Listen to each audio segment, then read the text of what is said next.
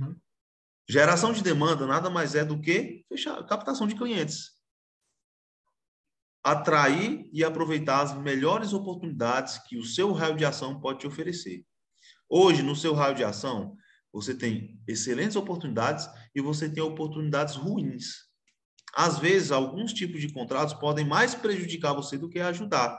Contratos de orçamentos baixos, 1.000, 1.200, R$ 600, serviços de R$ 500. Isso mais te prejudica do que te ajuda. Porque se você for colocar numa balança o tempo que você vai gastar para fazer aquele trabalho, muitas vezes o esforço que você vai fazer para poder fechar um contrato com um cliente pequeno demais, que não tem o nível de consciência do seu serviço, e você for colocar na balança com esse faturamento, cara, você vai estar no prejuízo total. Beleza? Serviços de 500, 1.000, R$ 1.200, muitas vezes não tem potencial de recorrência. Se o cara tá chorando para te pagar R$ 1.000, ele vai querer te contratar para te pagar um salário mínimo por mês? Não faz sentido.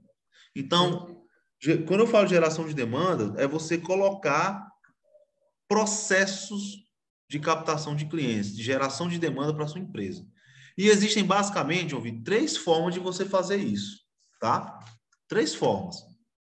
A primeira forma é prospecção ativa, que é o outbound, ok? A segunda forma é o inbound, que é anúncios, uma prospecção mais passiva. E a terceira forma é através de um processo de indicação / network. Essas são as 3 formas para você captar clientes, bons clientes, na sua consultoria ambiental. Você vai usar essas 3 formas. Claro, qual das 3 formas eu uso? Aí a resposta é: depende.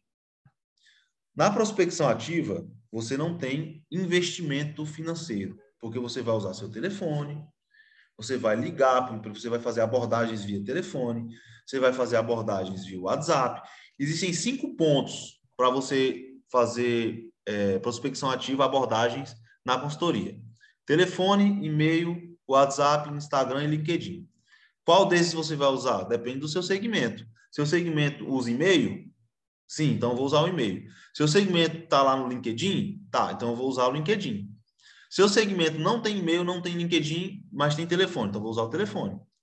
Então, esses 5 pontos de contato, você tem que entender como se fosse uma caixa de ferramentas que você vai usar conforme você vê a necessidade. Uma hora você vai usar o telefone e o e-mail. Outra hora você vai usar o e-mail e o LinkedIn. Outra hora você vai usar o telefone, o LinkedIn e o Instagram. Então, você precisa entender primeiro qual é o seu segmento, qual é a melhor forma de entrar em contato com ele, e aí você escolhe os pontos de contato.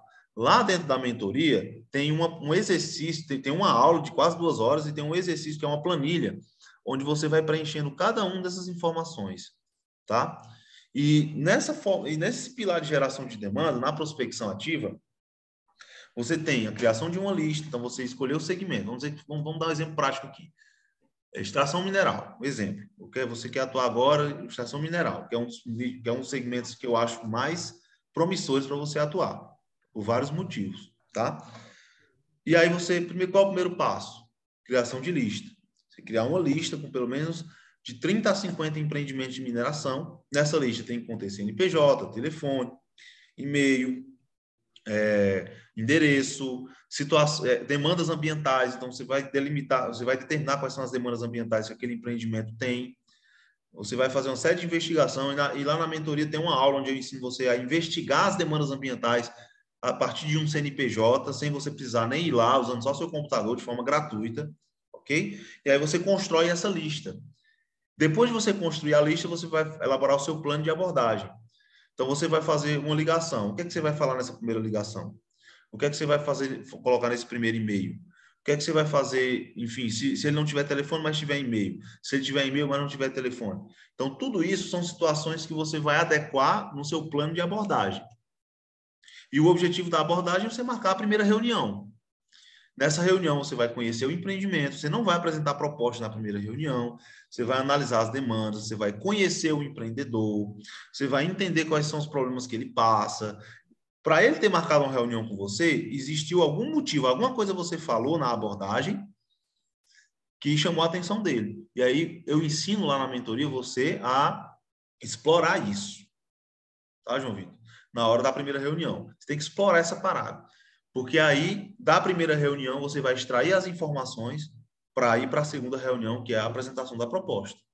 Então, você tem uma primeira reunião, que é identificação de oportunidades, que é um processo de qualificação, tá?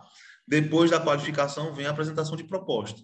Depois da apresentação de proposta, aí vem um processo lá, por exemplo, se você apresentou a proposta, o cliente não respondeu, e aí você entra numa cadência que eu chamo de 5T, 10D. 5 tentativas de contato em 10 dias consecutivos. Que 80% dos contratos são fechados após a 5ª tentativa de contato. Muita gente desiste depois da primeira, achando que vai perturbar o cliente ou alguma coisa desse tipo. Não, existe uma metodologia para você fazer isso e provocar uma resposta do cliente, tá?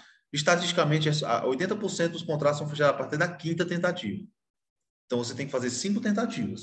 E existem as abordagens específicas para essas 5 tentativas. E lá na mentoria eu ensino cada uma delas. E aí, provocando essa resposta, se você fez o processo correto, aí você vai ter uma resposta daquilo lá, que provavelmente vai ser um sim. E aí você fechou um contrato. Então, o pilar de geração de demanda, ele é um funil de vendas. Um funil de vendas com etapas bem definidas, cujo objetivo é transformar um anônimo em um cliente. Então, o anônimo entra de um lado do processo e do outro lado do processo sai um cliente. E aí você vai começar a ter seus indicadores de desempenho, taxa de conversão, né, taxa de abertura de e-mail, taxa de agendamento de reuniões. E a partir dessas taxas você vai poder melhorar o seu processo. Tá? Qual é a ideia aqui, João Vitor? A ideia é você começar a focar em segmentos que vão te atrair, vão te trazer mais faturamento por contrato. Então, 3 a 5 mil reais por contrato. Então, você tem que começar a pensar agora em você aumentar um pouco esse ticket médio, não só por causa do faturamento. Você tem que entender o seguinte, empresas que têm maior poder de compra são empresas que estão mais maduras quanto à necessidade de recorrência do serviço. Quanto maior a empresa, maior o orçamento, maiores as demandas ambientais que ela vai ter. Se aumenta as demandas ambientais, aumenta a necessidade de recorrência. Então, se o cara te paga 8 mil, ele tem potencial de continuar com você. Ele entende a importância de ter um profissional como você na empresa dele. Se o cara te paga 2 mil, talvez fica mais complicado. 2.500, 3 mil. Então, o que eu foco? Eu foco em intervalos de 5, 8 e 10. 5, 8 e 10. São contratos que vão te dar um maior potencial de você ter recorrência. A partir daí, você vai fazer seus processos, seus funis de venda. Como é que você vai fazer para atrair esses clientes? Para abordar esses clientes? Como é que você vai construir sua lista? Como é que você vai fazer seu plano de abordagem? Como é que você vai direcionar as reuniões? Como é que você vai apresentar uma proposta? Como é que você vai fazer os fechamentos? O modelo de negócio ideal é você fechar contratos pontuais e transformá-los em mensalistas. Contratos pontuais, mensalistas, recorrência. Contrato pontual, recorrência. Então, você tem que ter um planejamento estratégico voltado para isso. Porque é o seguinte, a maioria dos consultores ambientais acha que captar clientes por indicação é exatamente fazer isso que você está fazendo. É esperar ter as indicações. Mas existe uma outra forma que tem capacidade de aumentar de 5 a 7 vezes mais sua entrada de clientes por indicação, que é através de um funil de indicação. Você fazer isso de forma intencional. Eu vou te dar um exemplo só para você ter uma ideia, tá? Quais são os outros profissionais que atuam nessa área, mas que não fazem o serviço que você faz? Você tem engenheiro civil, você tem arquiteto, geólogo, você tem contador, você tem um geólogo, né? Você tem um topógrafo, né? biólogo, talvez. Enfim, mas o biólogo já entra mais na área ambiental, né? Geólogo também. Eu coloquei geólogo porque tem algumas sondagens, né?